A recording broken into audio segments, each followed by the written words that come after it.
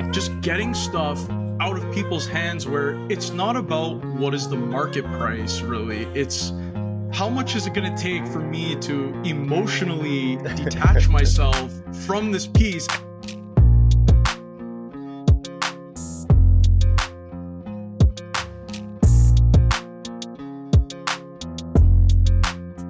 Welcome back to the PokeRadar Podcast. This is now episode 3 of the new season of basically just anime Cels. I think I'll probably lose every single viewer by this point because they only care about Pokemon. But today we have another special guest, Josh, who goes by. I've never asked you how to pronounce your Instagram name, but I'm going to go with XenosGalla. You got it, bro. Boom. You got it, man. Perfect. Cool. Well, welcome, Josh. Thank you for having me. This is actually not the first time we met. We randomly, we randomly met, bro. Yeah, dude. I was walking and I just heard Josh. I'm like, what the? I'm like, who's calling my name? Like I'm in Miami. Like I'm with my group. I'm like, no one else should know who the fuck I am. Like, and I'm like looking around. I'm just like, oh shit. It was. Yeah, it was Collecticon Miami, and like no business running into you. We were not talking for any reason. I didn't even know you did cards. I thought you were just like doing animation cell stuff. And I have no idea what you look like either. I just see you with the shirt that had your logo the shirt on, bro. Like, the shirt. No way. So I yell your name out. I don't think you hear me. And one of your buddies hears me, and then we just say hello for a second because I was in a conversation. And I didn't. But that was cool though. Yeah. That was like a fun little interaction. That was funny. Yeah, for sure. But I usually start these things off by just like showing off a random cell. So this is the first. So the cool thing about you, and I don't know how much detail you want to go into stuff and what you want to share, but I'll go into as much as you'd like. Okay, well, so this I'm an open book. This is my first 5-figure purchase that I've ever made in the animation world, which you know this obviously, but that one's gorgeous, bro. We've got that one's really nice. Ultra Super Saiyan Trunks, which got a lot of hate because with Vinegar Syndrome, people are like, why is this selling for so much? And the reason I spent that much was because of this part of it. Yup. Yeah. So, I mean, that's gorgeous. And honestly, like getting pans like that, especially with those nice of color. Yeah. Like, bro, that drawing is really, really nice. Yeah. Like the colors on it really, really pop right out. Like it's a good drawing. Yeah. It's got like, I don't have a lot of is this a Duga or a Genga? I still don't. It's a Duga. Yeah. So that one would be a Duga, but it's like usually Dugas are not that nice. Right. It's got color. Like the Saiyan armor is blue. There's like, green, yellow for the rest. Like I don't have a lot of Dugas or Gengas with color. Like they're just straight up sketches. This is very true. It's because a lot of times they can be pretty boring, but usually when it's something like that, you might get pretty lucky, and you get some really nice color and everything comes together really, really nice. And in a frame, it just looks dead gorgeous. Even when you're standing far away, it has a big impact on your wall. So when people walk into the room, it speaks for itself, which is a really good thing. That's what you want. Yeah. So pretty happy with that. That was my first ever. That was the re-entrance into animation Cels for me. Was a pretty big splash because I had bought stuff like years ago. Nothing cool. But I guess tell us a little bit about yourself to start. How long have you been a collector? What did you start with collecting? How did you discover the world of anime art and animation Cels? Well, before all this, so I'm sure you're familiar with Yaniv, yes. Stray Flexin. It kind of all started in that one's really nice, by the way. So no, Yaniv really helped me get into just collectibles in general. It was probably around 2016.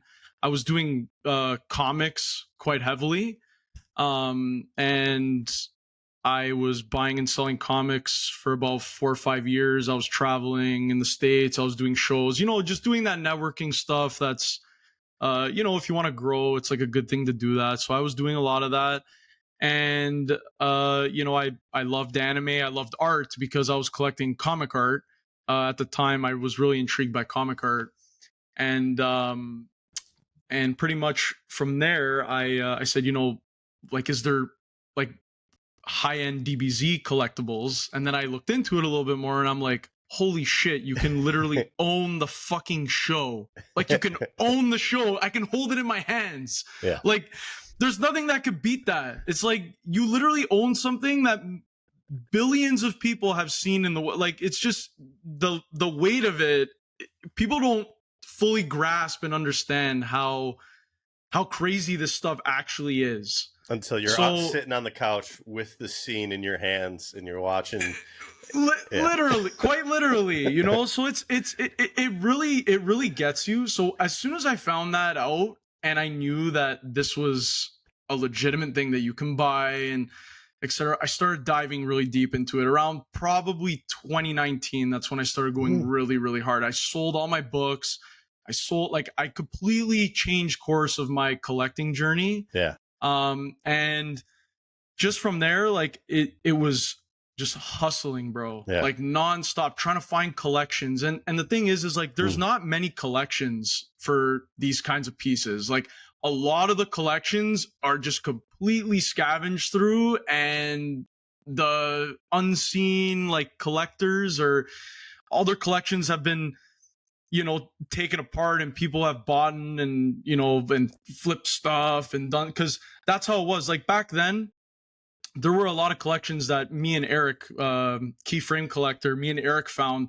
We found some collections that were crazy, dude. Like there was like a 3-sheet pan perfect cell that one of my buddies, Barb's animation cell, he has that now. I sold it to him. And it's like, dude, it's like I can't even, like, it's huge. It's 3 sheets long. And I remember paying like $700 for it at the time.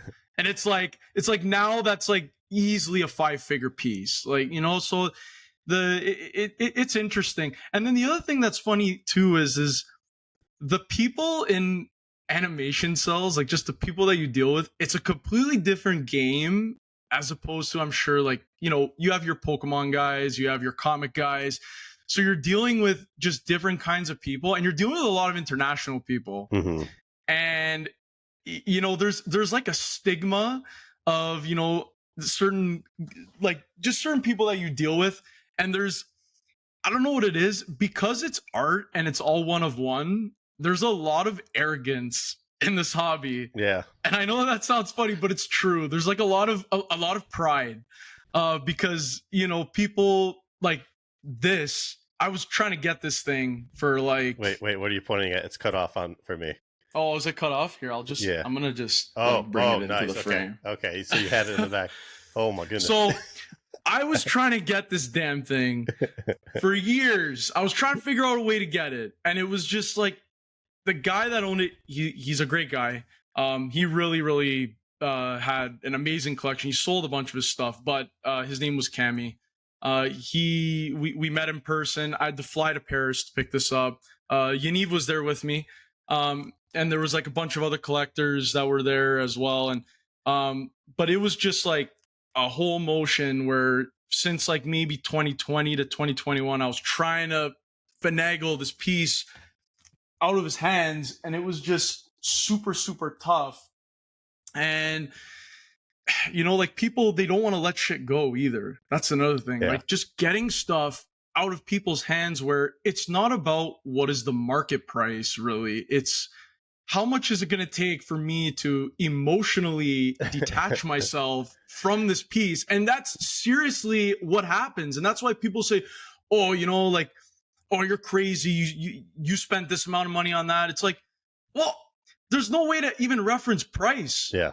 And it's a lot of, with art in general, that's always how it is. It's always going to be subjective. Well, look, there's also like, they made a ton of these, right? To make the shows. They did. Right? They did. But it obviously back then, and just like any other collectible, a lot of it was scrapped. A lot of it, they did not care for it.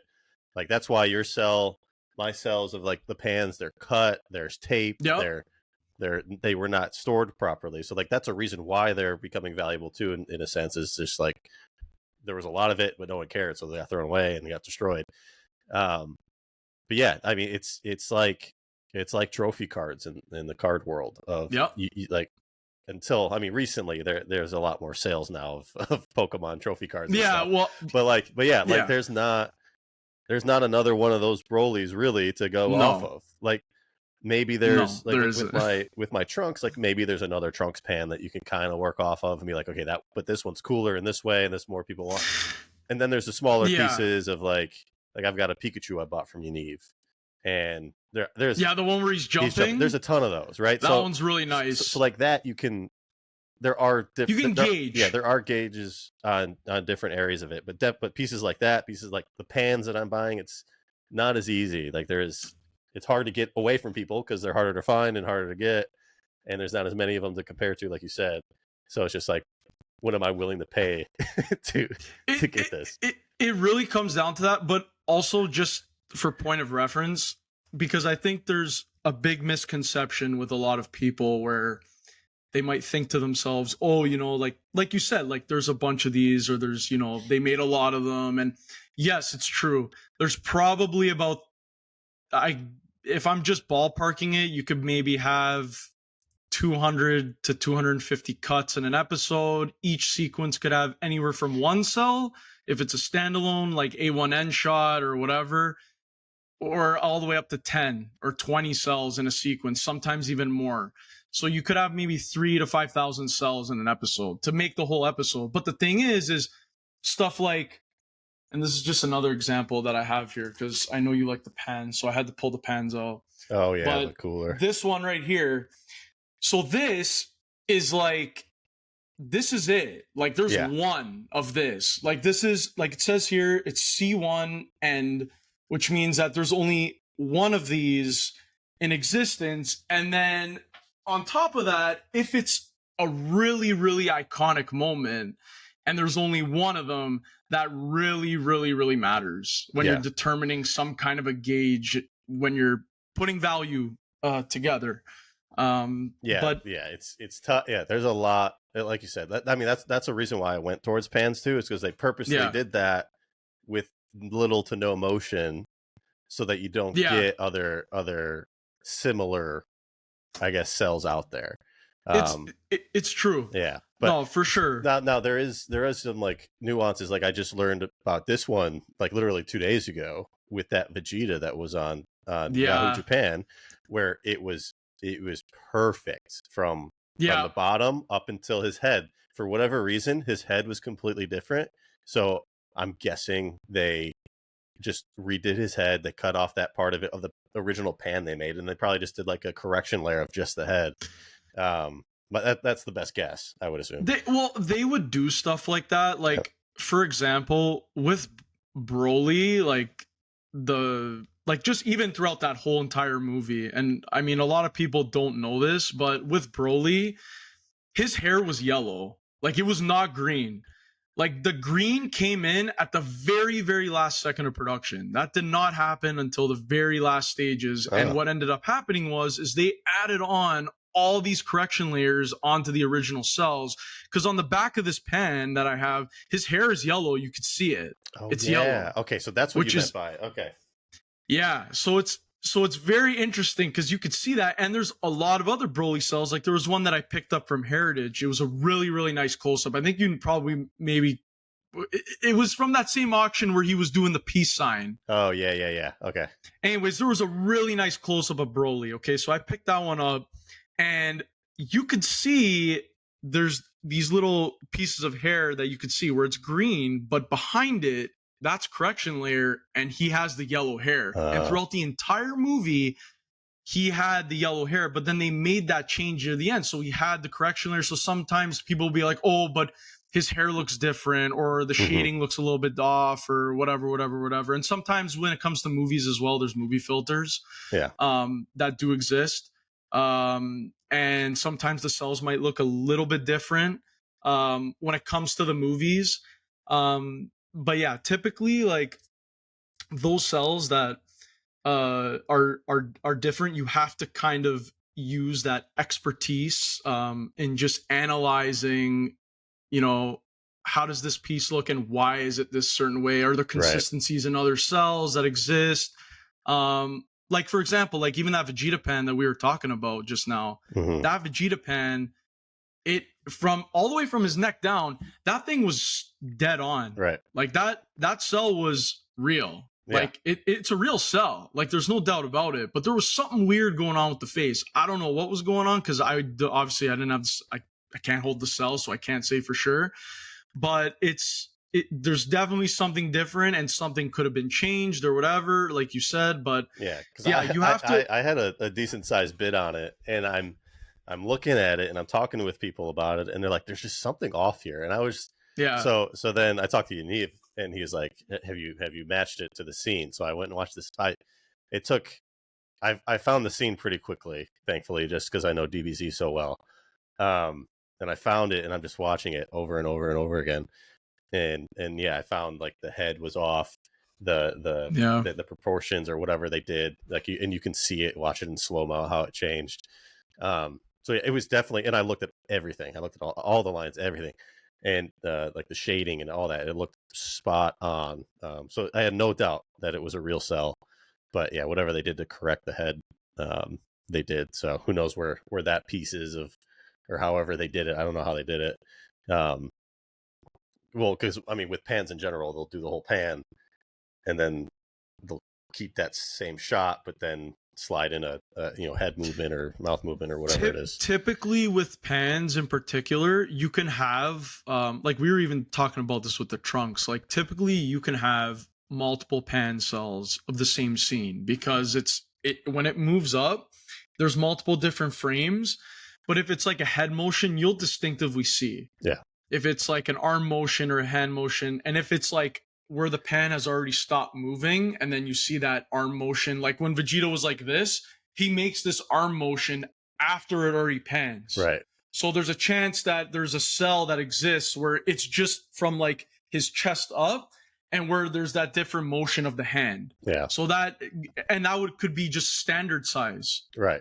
So it really depends on the cell. And you have to just look at each piece individually on how it is. That one had the correct head. Like maybe that was it too. Exactly. Yeah. So, it's true. Yeah. No, 100%. No, you're 100% right on that. It sounds like you're a cell guy. I mean, there's a pretty strict distinction between cells and then collectors of cells and then collectors of the Gengas and Dugas.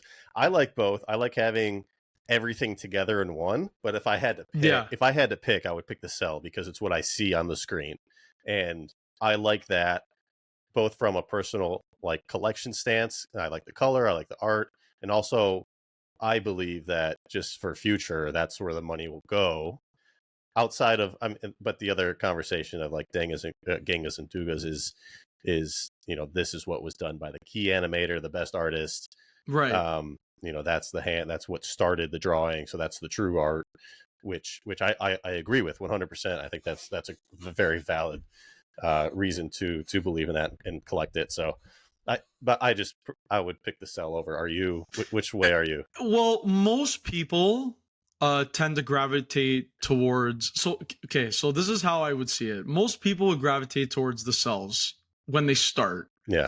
Because it's what you see, it's color, it really hits you.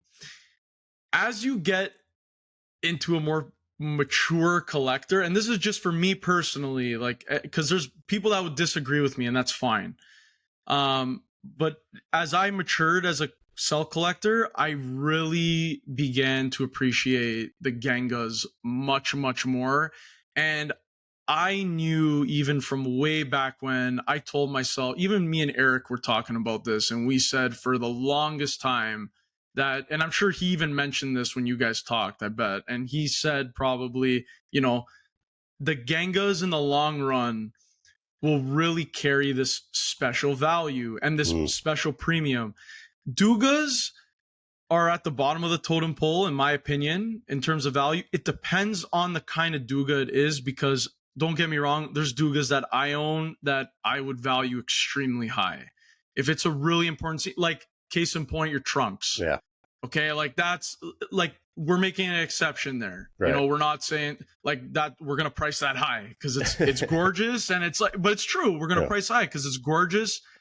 and it looks good framed, and that's ultimately what people want, because with the cells, you need to really maintain condition. It's so important, and people don't realize it.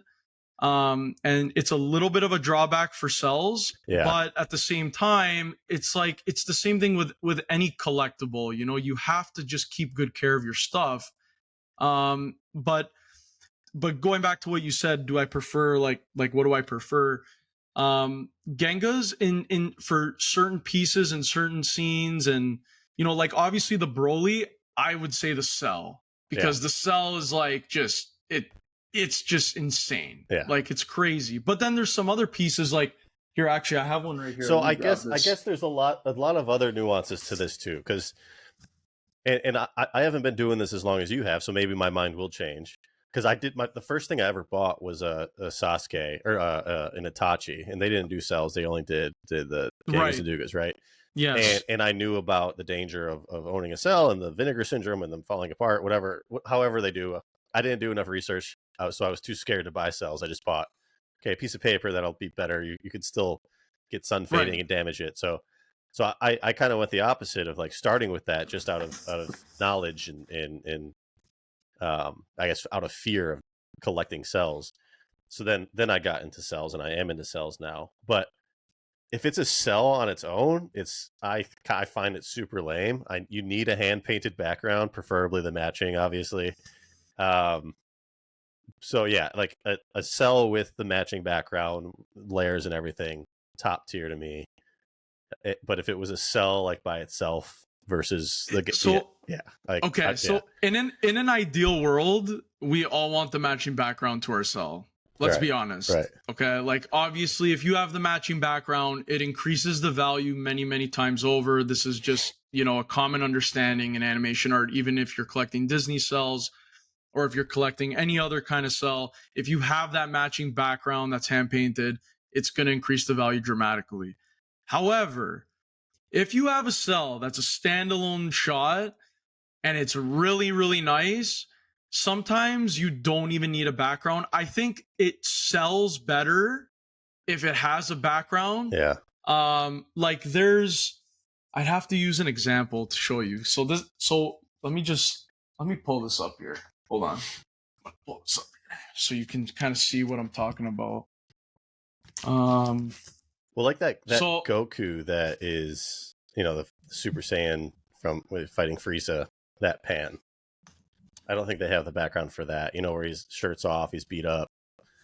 I'm trying to think which one. I'm pretty sure Brandon has a piece of one with the Frieza. Oh, I know which one. Yeah. Oh, is it the one with like the aura and he's kind of slouched over? Yeah.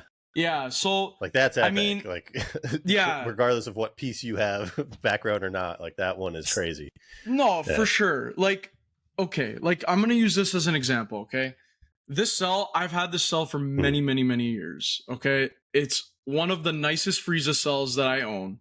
It's super iconic. It's when he blows up Planet Vegeta and he's laughing, and it's like he looks evil. Like it's just, that's what you want. Like that sinister grin on his face where he's just killing all the Saiyans. And it's like, this Cell has no background. I haven't had it displayed with a background since I've had it. And it's just, to me, it's fine without a background. But if I ever wanted to sell it, it definitely would increase the value if I did have a background. So I did find a really nice background to put on it that's really, really clean. So I'll show you just like the difference of when I'll chuck the background on. Here you go. So the background, obviously, it looks so much better with the background. It does look better with the background, but you could still have it without the background. And just in terms of preservation, it's better to have the cells not on a background. Yeah. Because these backgrounds they off gas with the paint, and it can, disrupt the way the celluloid is, or the acetate, or however it is. Yeah. It's better to have it separate and to just have the Cell on acid-free paper. So in terms of storage, it's better to have the cells without a background. Even with the Broly, I keep them separate. when I have them stored. I keep the Broly in its own binder sheet, and then the background is in its own binder sheet. But if I ever wanted to display it, of course, you want to have it displayed with a background. It just brings it more life. Right. But I don't necessarily think for certain collectors and certain cells that a background necessarily would change my mind. Like that Frieza cell, with or without a background, I would still see it as the same price. Yeah. But if I was going to maybe sell it or try to ask a little bit more, then yeah, maybe like to somebody that it's a matter of taste. Yeah. That's what a lot of this hobby is. It's deeply rooted in taste. Yeah. And people sometimes get offended and people get upset and say, oh, like mine is better than yours or this or whatever. It's like that pride I was telling you about, but it's deeply rooted in taste and just what people prefer. I mean, there's a consensus of taste. I mean, there's the favorites are Majin Vegeta, Super Saiyan 2, Teen Gohan, and from what I've heard, I've never cared about Broly. I don't. Fair. That wasn't a piece of my Dragon Ball Z epic history, but Broly is a top 5. But I mean, in this conversation, from what I hear talking with everybody, Broly's a top 3 character as far as collecting goes. Which I'm not debating that at all. It's just like you said, it's a personal taste. It's okay, bro. You're immune to spending a lot of money. Then I mean, I still feel the need to get one. I've become a villain collector at this point. I've got epic shots of a bunch of the villains, so I think I need to get a Broly at some point. But talking about conditioning and condition and preservation and all that. So, I mean, one thing that I do, I'll put one of those basically like the comic book holders in between the cell and the background, just so they don't stick to each other. Unfortunately, like my King Cold and Frieza, which is the Mecha Frieza, that's all stuck together. It just is what it is. But it's still epic. Well, I mean, for that character, good luck trying to beat that. It's very short-lived, and to get something with both of them in that kind of a shot, it's extremely tough, and I doubt there's another one on the market that will arise. There's just the one of him sitting in his chair, which is probably more iconic, but as far as the cell is concerned, I think that one's out there. I think I've seen it in someone's collection. I've seen the Genga, and I have seen the cell in the past, but King Cold is cut off. Okay. I've seen it where it's a shot of Mecha Frieza of Frieza, and then it's it zooms out off of his face, but you can see King Cold. Yeah. That's the other thing too. People don't realize when it comes to cells, people will argue what's best, and then they'll be like just for example, oh well, the first appearance of, let's just say Goku Super Saiyan, even though we've seen it, but let's just say for argument's sake, we haven't. Yeah. If you haven't seen the cell, you can't say that shot is better than something else because you don't know if it actually exists or not. Right. So if it's not in the market and it doesn't exist, and the thing is too, if something's sold years ago, and who the hell knows where it is? That's the other thing too. People don't realize if a cell is not in the public domain where it's in some way accessible to at least entertain an offer or try to obtain it, that cell is dead to me. It doesn't exist in the market. And it's just, that's how it is. Do you know how many pieces there are like that? If you go on Google, and I'm sure you've looked at even Mandrake old photos. And you just every single one. I have looked at every single available past sold auction of Dragon Ball Z cells. And you just cried. You definitely just sat there and cried. I cried, but I also the top pieces were my favorite one was the King Cold and Mecha Frieza. I don't know why. So finding that and getting it was I'm done. But your Broly was in there. There's another Broly, and then there's nothing else that I know. There's a bunch, but there's nothing else that really pops out at me as ones that were truly epic. I'm sure there are, and I'm just completely not remembering. But the King Cold, the Mecha Frieza, and the Brolys were the ones that stuck in my head, and probably because I own the one now, and I see you have that one. all the time. But that's how it is. It's like you just don't know what is actually out there. And then but then the other challenge is, see, this is the thing. It's easy to find the cell and it's harder to get it. Yes. Because if you want to get the cell that you really want and the guy doesn't want to sell it and he doesn't give a shit if you have unlimited it's so true. And I've been there. There's guys, even if you offer them 10 times what it's worth, and if they don't want to sell it, you're shit out of luck. You're not getting it. Yeah, like it's just because I mean that's it. I've literally based my purchases off of what you paid for that Broly, and then what, like the recent auction, like that Trunks that I bought, that pan, and then there was the Gohan pan and on Heritage that Theory sold, and some others. So like, I had no reasoning to believe that I was about to spend. I spent 20-some thousand on the King Cold Frieza piece. No, like, and I'm not surprised. I thought I was. I'm not surprised in the slightest. Yeah, I thought I was going to offer 10 to 12, and because it wasn't as much of a popular character, I'd imagine. But then I learned about Keymaster background and all this stuff. Yeah. And I was like, okay, I'm just going to offer something. What I thought crazy, 20,000, 21,000, whatever it was. And he agreed to it because, what he told me, he sold that Nappa and Vegeta for. I was just like, okay, whatever, I'll just believe you. And that one was another really, really exceptional one. Like that one was really, he sold a lot of really good cells. But like it's like, and that's the other thing too. Like people, I'm not trying to throw shit on this hobby, but a lot of people talk, oh, you paid too much, or you paid this. Non-stop. And trust me, everyone that's gonna watch this that deals in this hobby, if they don't want to say it, I'm gonna say it. Everyone talks shit about what some people spent, and I'm sure people have talked mad shit about what I've spent on that Broly. But guess what?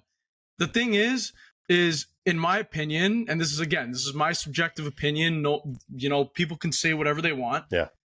Even if you like Broly or not, that is like a top 5 piece in this entire hobby. And you compare it with other hobbies, and there's a lot of hobbies where people just spend 100K on nonsense. Like seriously. And it's like, because this hobby is very niche and it's still pretty small, people, they think, oh, you spent 80,000, oh, you're crazy. It's like, okay, but people are probably saying that some comic art guys were crazy for buying, a comic art page for $100,000, like a Jack Kirby page, for $100,000, like back whenever, and now that page is worth $500,000.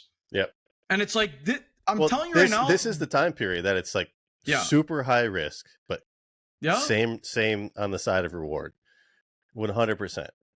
You have to take the risks, and you have to really be smart on what you buy. Because it can be a very expensive hobby, and you could spend a whole shitload of money very, very quickly.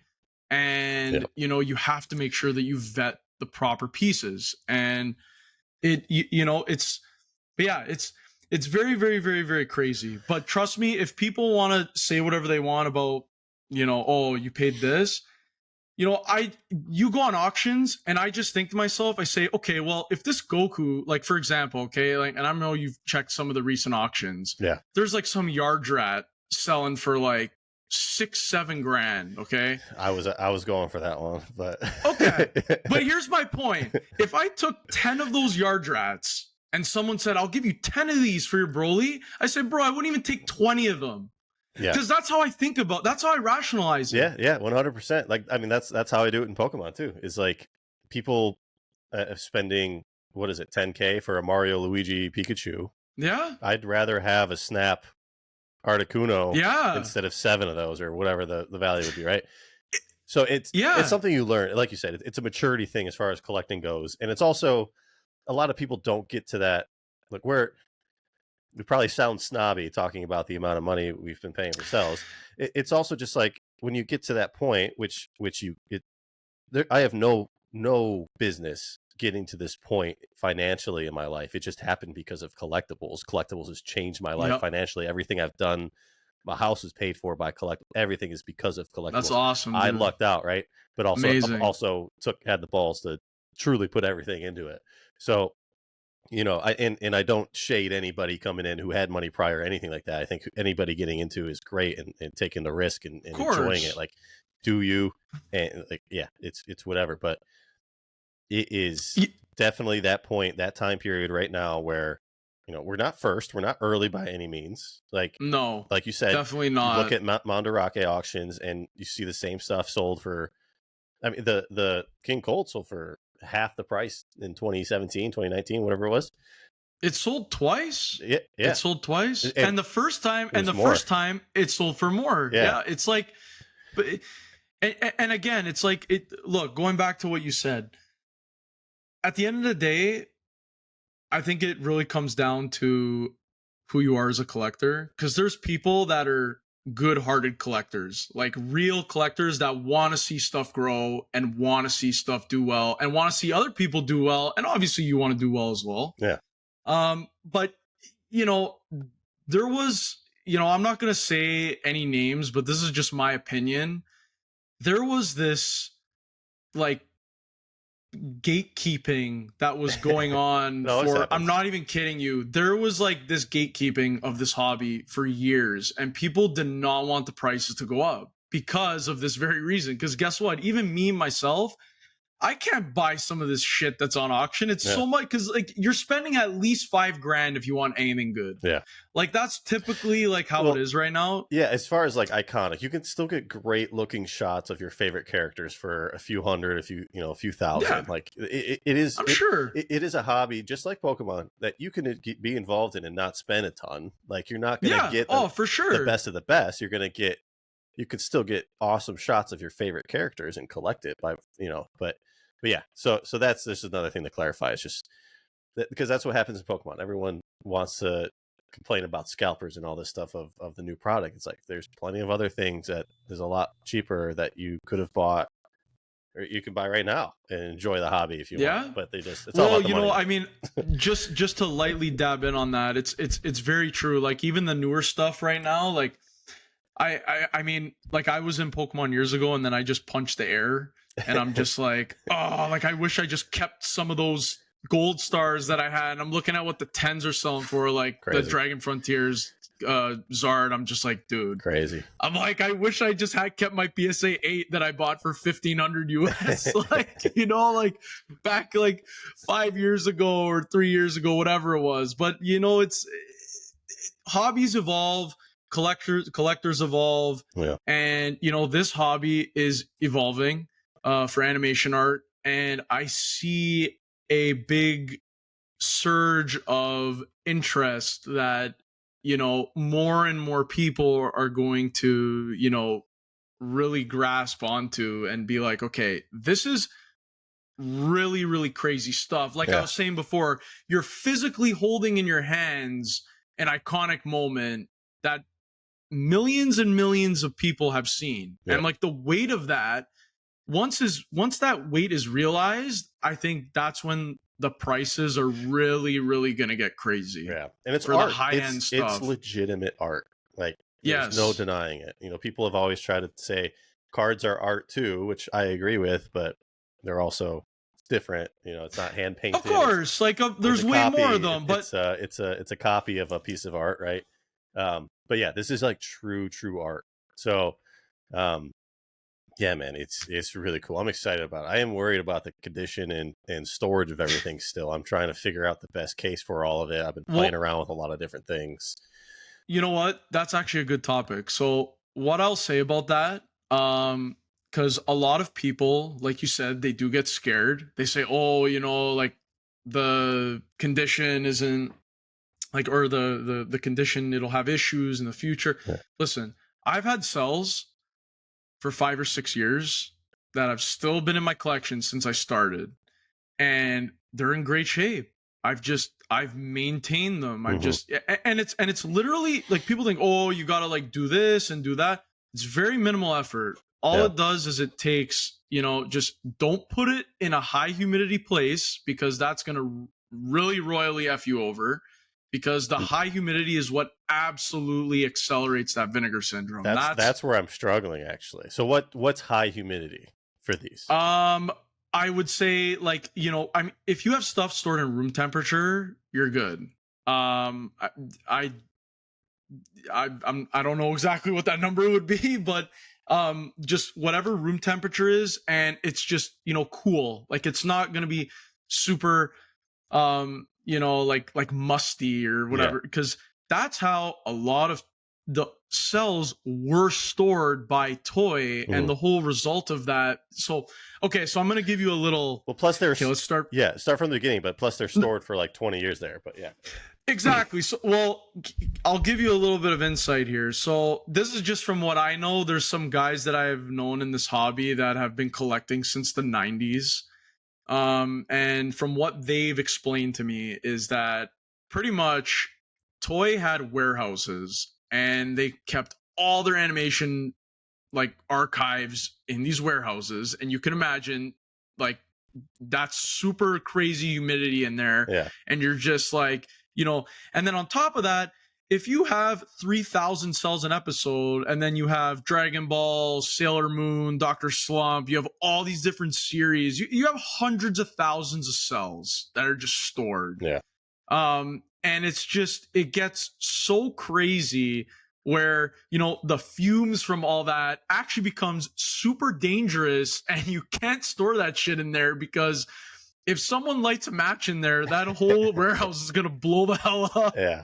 And you're going to have a problem. So that's why in the mid to late 90s, Toys started actually taking their stuff and selling it at these little pop shops. They had these little like pop-up shops, or whatever you want to call it. They had these little, standee stores where Toy would set up, and they had like, oh, here's a bag of Genga for 500 yen, which that's like $2 now. Like, It's crazy.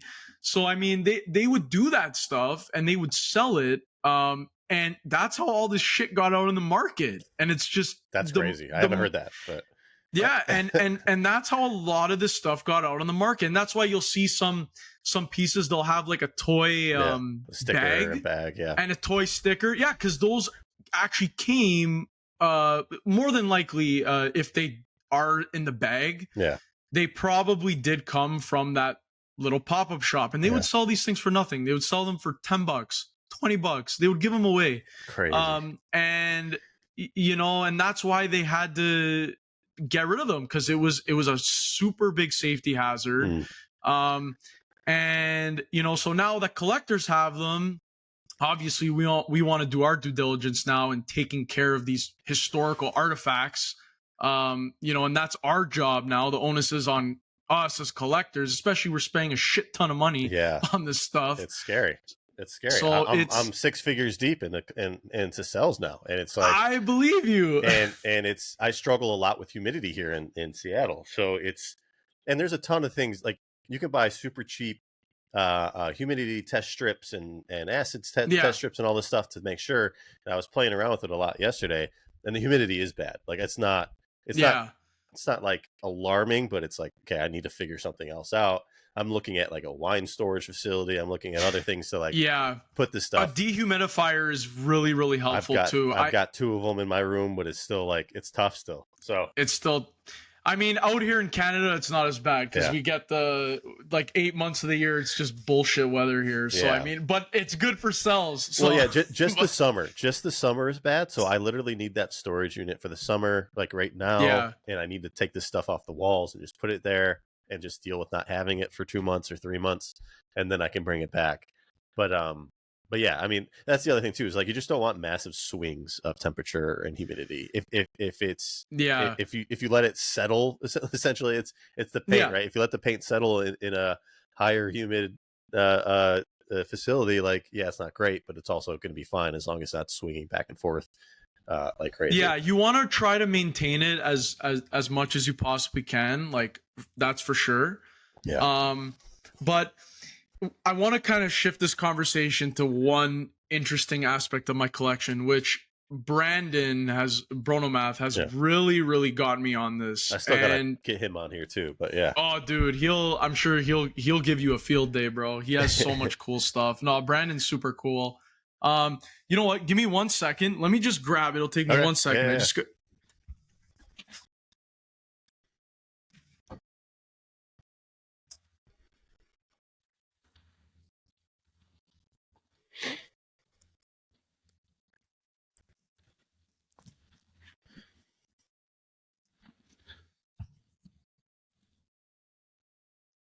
All right. Okay. So these are really interesting, and they are infinitely more rare than animation cells, but they're part of the animation process. Yeah. So I do want to share these because they are really cool. Oh boy, this is something else I have to start buying now. They are very cool. So I'll start off. Which one should I even start? Okay, you know what? This one I'm going to start off with. No, you've probably seen them before. They're very cool. So these are you've probably seen these floating around, but I'll give you a little bit of a crash course. So these are called storyboard scripts. Mm-hmm. And typically what they would do is there would be an original, which the inside would have all of the original handwritten notes, handwritten drawings, everything. And then there would be a director copy. Mm-hmm. So what they would do is then they would take the original, they would make a copy of it, and if they made any alterations, they would write it inside, or they would do, whatever they had to do. And this would be the director's copy. So so there would only be technically 2 copies that would exist of storyboards per episode. And the originals, no one's ever seen them. They don't exist on the market. I truly believe, I'm making an assumption here, but I truly believe that Toei probably has all the original in their archive. They have to. Yeah. Because every single one that's ever come out, it's always a photocopy. And some people might think to themselves, it's a photocopy, so how is it valuable? It's just a photocopy. But it's like, no. First of all, this is the only one that you can get. Then on top of it, this is the director copy. So they would use this. The director would have this in his hand while they're going through all the layouts, because this is what would come first before any process of animation. This is what would come first. This was where it's first conceptualized, the whole episode, how they would do it. It would be in these little books, and they're pretty thick. Yeah. They have like some good weight to them. And it's literally the entire episode. This one's episode 81. This is Piccolo versus Second Form Frieza. So you got that in there. And then some of them, they have original notes. So I'll actually go and I'll show you some. This one's really cool. I love this one. Oh, nice. Because I love the Ginyu Force. This is their it's not the first appearance. It's the second appearance, but it has the iconic dance, the image, like the money shot dance pose. Yeah. In here, which is really cool. And then this one's pretty cool. So this one has some original notes. So I'll take this out. I'll just quickly show you what I mean by original notes, and you'll see there's scenes that they completely removed. Mm. So if you look in here, you could see they'll just put a big X, and it's just okay, we're not gonna do this, or and it's just you see these episodes being put together in the most rawest form possible. It's truly these are. I've seen Brandon deal with a lot of these, and he always says people are sleeping on these because they're in these same auctions, but they're not aesthetically pleasing by any means by just looking at it. It's more of a historical kind of definitely. You have to go through it. Yeah, you definitely have to open it because it's like a book. It's you actually and the thing is too is, you want to look for certain things on these to determine if they're real. So this one, one big indicator, I'm going to just that one's pretty thick. Yeah. Do you see this? Just the aging of the rusting. Yeah. So you got all of this is called foxing. I don't know if stupid camera's going to, this is it's just a natural progression of old paper. Yeah. It happens with comics. It happens with all kinds of stuff. And I'm just going to try to find a really impressive moment that I know has some interesting alterations here. I know, like, okay, like this page has like a shit ton of annotations. Like look at this one. Okay. Yeah. Like, see all the red? Like, that's all original. Yeah. Like, everything in there is completely original. And they would make those annotations for any changes that they, that they wanted to do for, these episodes. Trying to see here. There's a really, really cool one here. Okay, this one's great. Okay, so this one is it's when Goku is doing the Kamehameha against Dr. Wheelo. Okay, yeah. And you could see him shooting it. That whole bottom scene there, and that's original because you could see it's like the blue pencil. Yeah. They completely removed that entirely. That scene doesn't exist in the movie. Yeah. So it's like when you're going through some of these, like you get to really experience the show or the movies, and you get to flip through them. It's like a flip book. You watch scene by scene and you see any kind of cool things that they did. It's just, that's pretty awesome. It's a very interesting aspect of animation collecting that exists, where there's multiple different stages of production that you can collect, and storyboards are extremely rare because there's only one of them per episode that you can actually obtain, that's in the market. So if you have like one episode, then that's it. Right. Like no one else is gonna have that. That's pretty epic. That's cool. It is really cool. I know he's got a lot of the voice scripts too, which those are cool as well. Yeah. There's a few. There's more than one, right? Because obviously each actor would get one. Yeah. But still, even so, like those are heavily undervalued in my opinion. Yeah. Because like you can't get specific ones that you want. Like for example, Brandon has one from episode 95 for Super Saiyan, and like, good luck trying to find that. Super tough to find.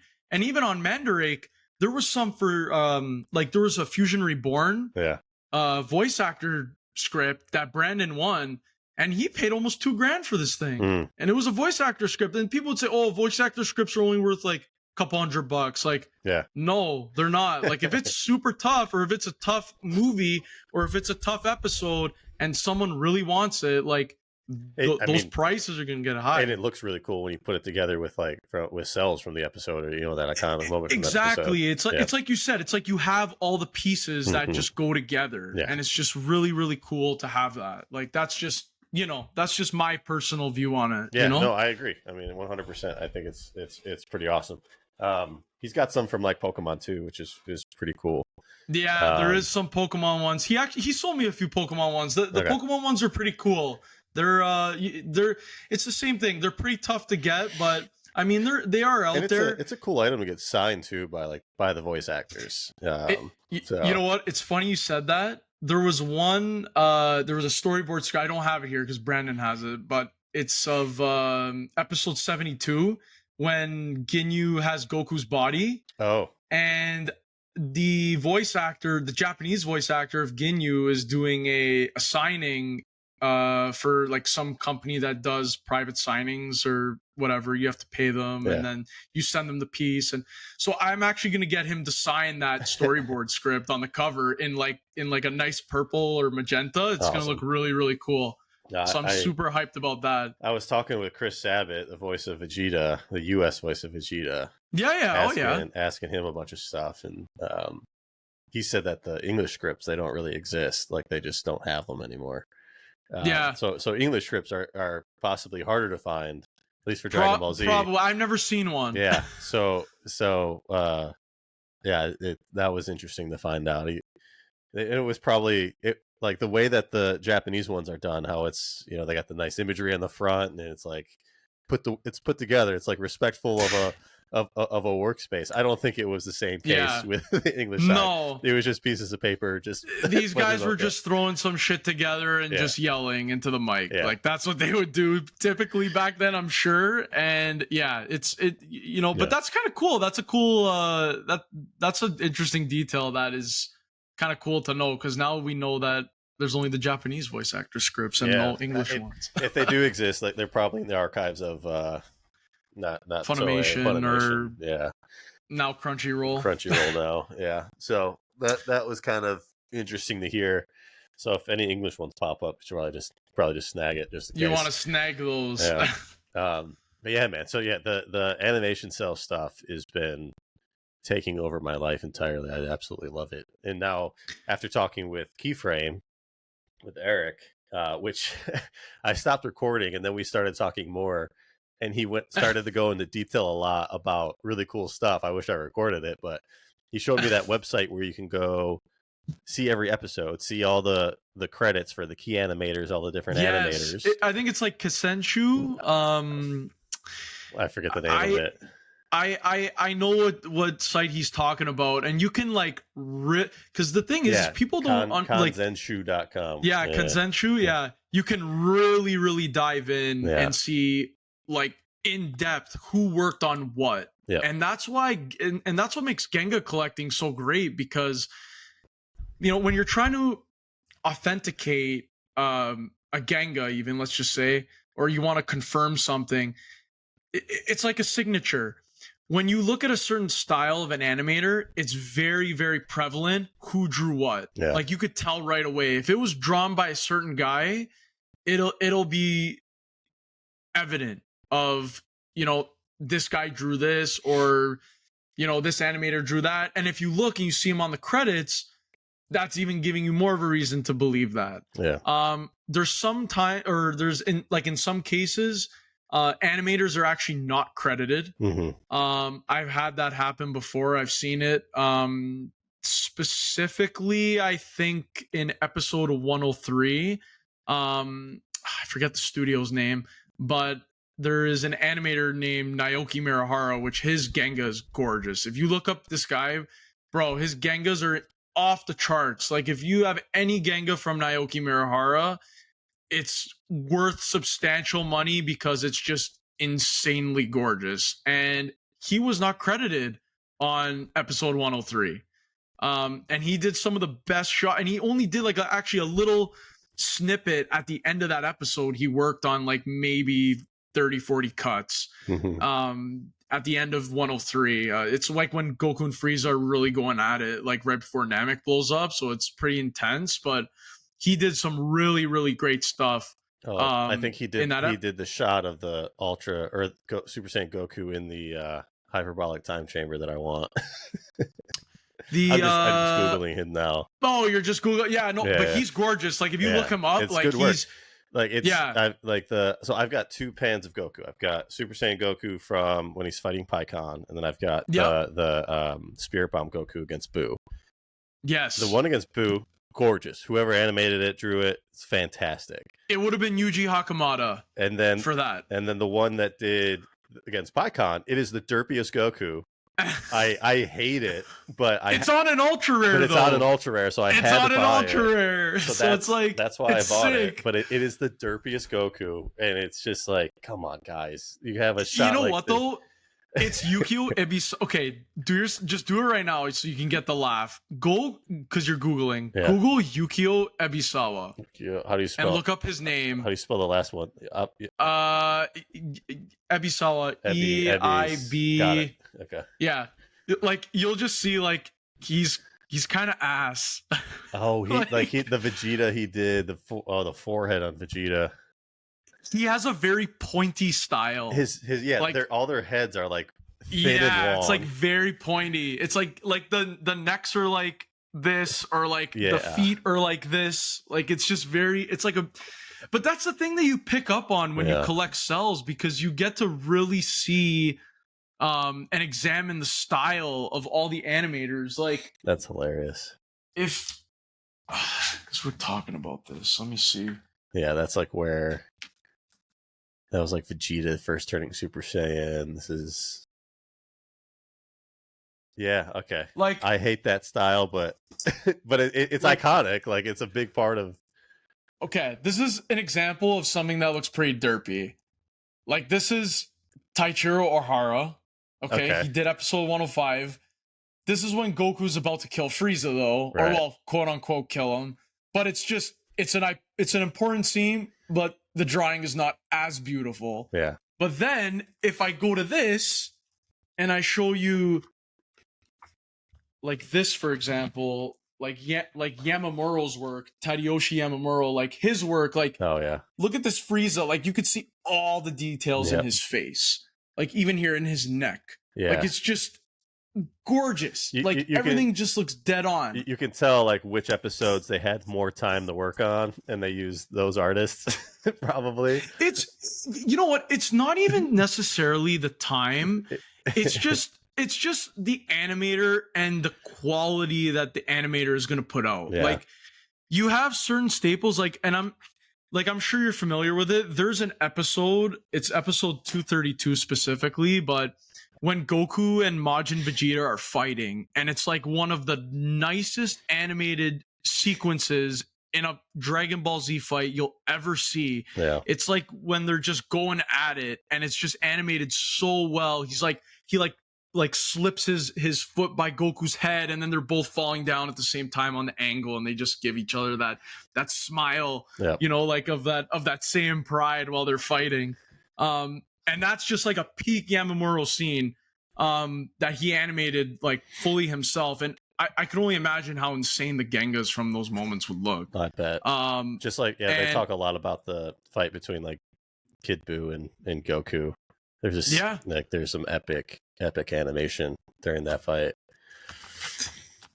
Speaking of that, I have to show some cool stuff. This one's really cool. Oh, yeah. This is against Kid Buu. Yeah. I've seen a few of those. That like when he's throwing out a ki blast. Yeah, that scene. There's like I've seen a lot. Like I think there's the whole sequence somewhere. Yeah, I have it. Oh, you have the entire sequence? Okay, it's right here. Yeah, you have here. the entire sequence. Hold on. Okay. I don't know if I can like. It'll be so it goes like A1, A2, and then you have him like where he's like reeling back with his hands. Yep. And then what's really cool is you get stuff like this where it's called impact frames. So it's like a special effect frame that they would draw, where everything surrounding it is, see where it says BL? Yeah. That means black line. So it's pretty much a cell that, other than where Goku's outline when he's doing this, it's all black. And then what happens is they screenshot it, and then that light portion of where Goku's figure is, it's just bright. So it creates that illusion of, you know, of like impact, like when he's shooting the blast. I've wondered because the pan of Goku doing the spirit bomb against Buu, he's getting body shots while they're panning. Right, by Kid Buu, yeah. So I wonder and how there's they did probably some impact frames when he's getting hit there where maybe they do like a split second where you might see like a white outline of his body. I don't remember the scene exactly, but it's definitely something like that. That's for sure. Okay. It's very, very cool for sure. Super interesting. Well, the big reason why I'm doing this podcast is obviously just to do content because it's fun, but of course, and to learn more myself because I'm new to this, but also going super deep into it. But the selfish reason is to hopefully get a lot of attention to the hobby and possibly have some people come out of the woodworks and offer their awesome selves to me. So I want awesome stuff. Hit me up if you have awesome stuff. I'm looking for PSA. I'm looking for very specific pans and pieces for my collection. What was there anything you're looking for?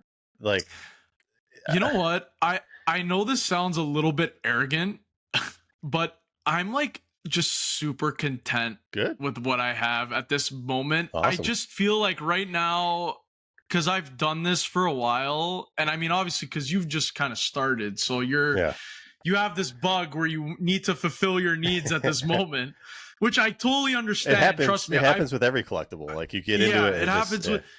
I mean, I'm kind of getting that right now with Pokemon, and even though the market's really crazy, I've been focusing a lot on Sword and Shield era, like a lot of the Vs. Like I've been going really hard on that, like just stocking up on like 30, 40 copies of the same card, just because I don't care. Like I just know that as soon as they take them out of print, like you know, I mean, but you know how it is. But yeah, like no, the animation stuff, I've genuinely been pretty comfortable on, you know, what I've obtained, and I've just right now I feel it's just a good time for me to just sit back. I'll pick up a few things here or there.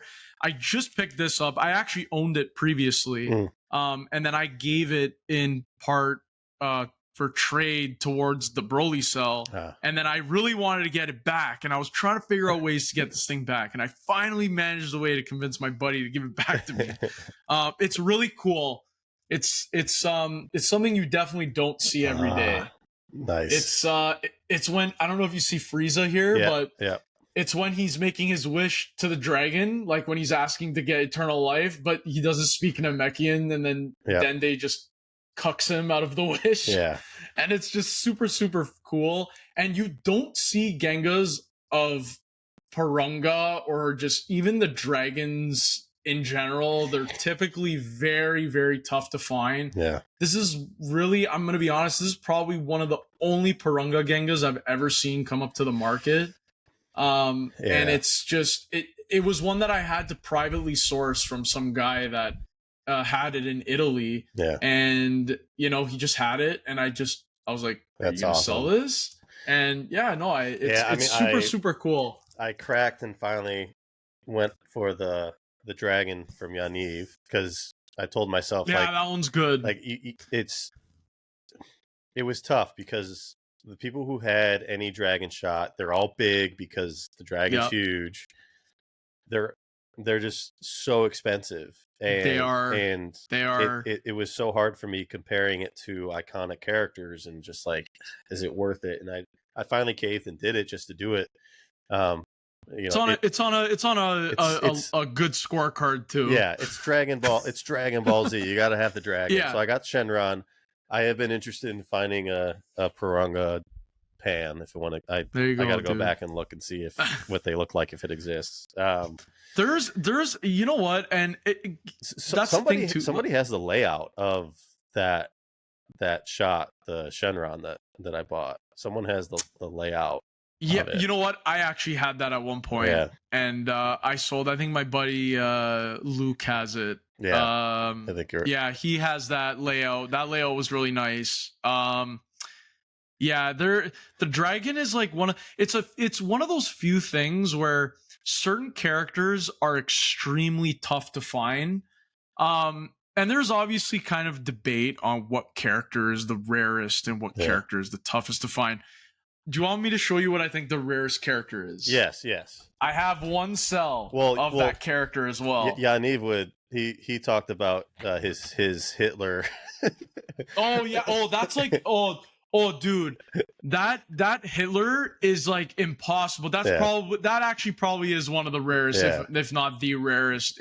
I don't know what it is. I don't know why. Well, there's a whole existing collecting piece of Nazi stuff, right? So of now course. You tie it into Dragon Ball. You've got two collector bases. But the dragon stuff was like, the reason I bought it was because this one was the last episode of GT, so the last episode of Dragon Ball, and I know people hate GT or love it, whatever. But also, it's the dragon is the core ride and poster boy of the upcoming theme park in 10 years in Saudi Arabia. So I'm like, okay, I got to have one of these in case they want it. Oh, we're gonna have all that oil money coming our way. That's it. Yeah, that's literally why I bought it. So we'll see. All so right, check this out. Which one do you got? The rarest I would say is this. What is that? There's actually some interesting history behind this because people don't really know the history behind this. So this is from the Lord Slug movie. Okay. It's when Goku's like literally getting his ass beat and he's like within an inch of his life, and out of nowhere he just powers up to this form that he has this yellow aura and he has blank eyes like Broly and he's just all jacked up, and it's called False Super Saiyan. That's what people call it. It's so rare to find one of these. They're so tough. I've seen a couple of them. I've seen in my 6 years of collecting, I was able to get 3 of them. Mm-hmm. I sold the other 2. Funny enough, one was exactly the same to this one, except it was the B4 and I have the B2. Okay. And it was at a time when Super Saiyan existed in the manga, but it didn't exist in the show. So they didn't know how it was going to look specifically. So Toy, because the movies are non-canon technically.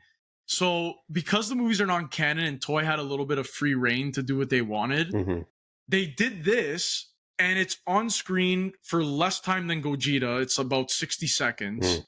There's probably less than 150 cells of this character that were made, let alone exist. Yeah.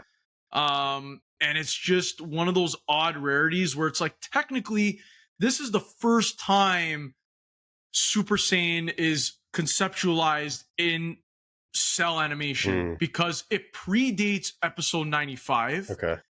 But it doesn't predate the manga. Right. So this is what they thought Super Saiyan was going to initially look like. And then they obviously, then Akira was like, no, it's going to be like this. This is what we're going to do. You know, and Akira didn't have a big influence over the anime, just so people don't think that I'm referencing that. But obviously, like, for Super Saiyan, like, I think at that moment, like, when they knew what it was going to look like they had him probably clarify, I would assume, after this movie came out. But it's just something that you do not see. It's a rare character. And obviously when you have characters that are super rare like that, like, the value can be extremely high. I personally sold one of the ones that I have similar. I got like almost 6K for it years ago. It was a lot, and this one was just, it was a fluke luck. It was one of the ones they just got listed as buy it now. It was like $1,200, and I didn't break my keyboard fast enough. I was like just there. As soon as I saw it listed, I was just going nuts. I was like, no way another one of these came up and I could get it back in the collection. That's awesome. So I was going nuts trying to get it. But it's just super cool when you have rare characters like that, like the dragon, and, you know, stuff like you said that not a lot of people can have. So it's like, it adds that exclusivity to, you know, your collection and your PC. So it's just super, super cool. Yeah. No, well, this is awesome. I'm sure we could go on for hours and talking about we can plenty trust more me stuff, we can, but I'm trying to stick to the hour timeline. Yes, I know we've already gone over. I'd love to do like a group podcast with we should all the guys. We should. That would be honestly really fire. Because then we can bounce should do back. that. Like I just want to hear stories of like the early days of you guys getting into this, and then you know, all these pieces you've traded to each other and hate each other over, and okay, all that stuff. Can you indulge me? I'll tell you one quick story. Yeah. Very quick. And it's just funny because, like I said, like, people get really emotional and they get, you know, I'm just gonna say people get butthurt when sometimes other people do well in this hobby, and, you know, I think that's with every hobby. Yeah, it is. You're gonna get that. Yeah. There was this collection. I'll never forget it. Me and Eric, we found this collection, and it was probably the best collection find we ever had. It was in 2019. This guy sold us his whole collection of animation art. He had a whole sequence of Super Saiyan 2 Gohan when he grabs the sensu bean bags, or the sensu bean bag from Cell, and it was the whole sequence. It was everything. It was all sheets, had everything. And then there was this Majin as well, where Eric still has it. You've probably seen it. It's like right before he does the atonement, he's like kind of like shifted to the side like this with a smirk. Yeah. It's a really, really iconic one. And at the time, we got probably this guy's whole collection for like 4K, which was like, it's like, sounds like highway robbery right now. Yeah. And that's what ended up happening. Yeah.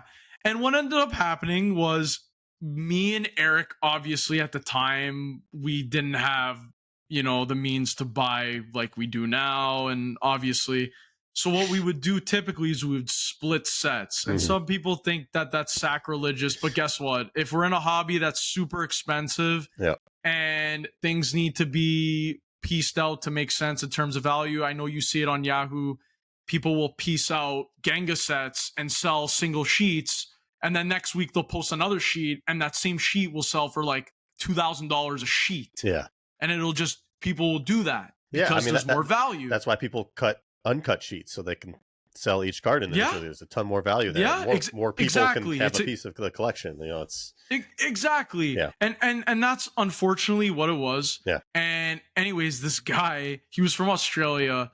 I don't really remember his name. It's not that it's important, but yeah, he got really cheesed, like really pissed off when he found out that we split it, and he was like, "Oh, like, why'd you split this?" And and then he blocked me. I remember he blocked me and everything. I was like, dude, at the end of the day, you sold it to me. I can do whatever the hell I want with it. Like, people are got your money. Yeah, people are just so passionate, but And an interesting thing was too is he knew one of the owners at Mandarake. This is also an interesting story. He knew one of the owners at Mandarake. Oh. And that Gohan set where he was grabbing the Sensu bean bag, that was supposed to hit Mandarake. Oh. And this 3-sheet cell pan that I mentioned much earlier, which I know what you're talking about now. I try to buy it. It's epic. Bro, it's framed in my buddy's house. Every time I go over to his house, I just see it in his office there. I'm just like, all three. There's all three of them. It's crazy. It's huge. It's massive. Anyways, but those 2 pieces were supposed to go on Mandarake and sell. And what ended up happening is because this guy, I guess he knew whoever worked on Mandarake or worked at Mandarake, he somehow finagled this guy to not list him on auction and do a private deal, and he bought him off like under the table from Mandarake, which usually never happens. Yeah. I've never really heard too many stories like that, but he bought them from Mandarake under the table, and he just he got them without them hitting auction, which is kind of crazy because that would never happen now, I don't think, because they know the values are crazy now. Yeah. But that did occur. He probably got him for dirt cheap, and then we bought him, and then that's awesome. And then they exchanged hands, and man, and that's just the story there. But it's interesting because you kind of have the whole history of how those pieces came into certain people's hands, so it's cool to have that information. Yeah, it's like you know the history of your piece. Mm-hmm. Yeah, we'll have to share more of that when we get going. We will. Thank you for coming on. Yes, I've got some stuff to show you after this. Thank you everybody for watching. Go follow Josh on Instagram and go buy an anime cell. They're pretty cool. There you go. Buy an anime cell. Get yourself into this sick hobby that definitely is not a drug addiction if you start. So it's a problem. It is a problem. It is a problem. All right, thanks guys.